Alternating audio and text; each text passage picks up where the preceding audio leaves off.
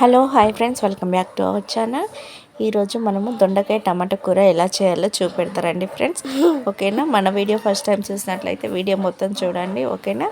ముందుగా స్టవ్ వెలిగించుకొని ఒక ప్యాన్ పెట్టుకోవాలండి. ప్యాన్ పెట్టుకొని ఒక 2 టేబుల్ స్పూన్ నూనె పోసుకోవాలి. నూనె వేడయ్యాక 1/2 టేబుల్ స్పూన్ జీలకర్ర, ఒక చిన్నగా కట్ చేసి పెట్టుకున్న ఒక ఉల్లిగడ్డ మీడియం సైజు చిన్నగా కట్ చేసుకోవాలండి.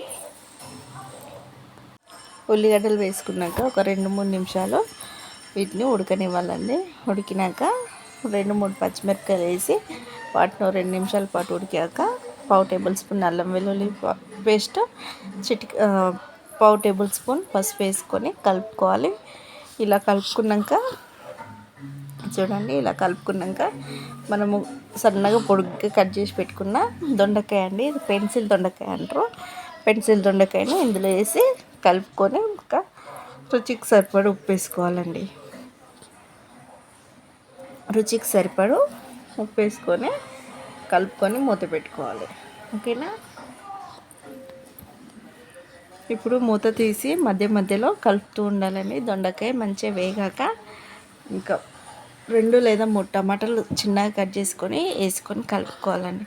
కలుపుకొని మూత పెట్టుకొని మధ్యలో మూత తీస్తూ 2-3 నిమిషాలకు ఒకసారి మాడిపోకుండా చూసుకోవాలండి. ఓకేనా? ఇలా మాడిపోకుండా చూసుకున్నాక మనకు దొండకాయ టమాటా బాగా ఉడికినాక ఇందులో కారపొడి, రుచికి సరిపడు కారపొడి వేసుకోవాలి. కారపొడి వేసుకొని కలుపుకోవాలి. ఓకేనా? ఇలా బాగా కలుపుకోవాలి. కలుపుకున్నాక ఒక నిమిషం పాటు మూత పెట్టి అంతలో వాటర్ తెచ్చుకొని ఎసరు పోసుకోవాలండి. ఎసరు పోసుకొని కలుపుకొని మూత పెట్టుకోవాలి.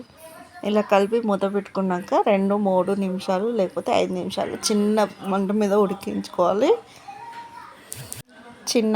ఉడికించుకోవాలండి. ఉడికించుకున్నాక ఇంకా మనము కొంచెం అంతా కొత్తిమీర వేసి ఇంకా స్టవ్ ఆఫ్ చేసుకోవడమే ఫ్రెండ్స్. ఓకేనా? ఈ వీడియో కనుక మీకు నచ్చినట్లయితే లైక్ చేయండి, షేర్ చేయండి, కామెంట్ చేయండి. ప్లీజ్ సబ్స్క్రైబ్ చేయండి ఫ్రెండ్స్. ఓకేనా? Bye bye.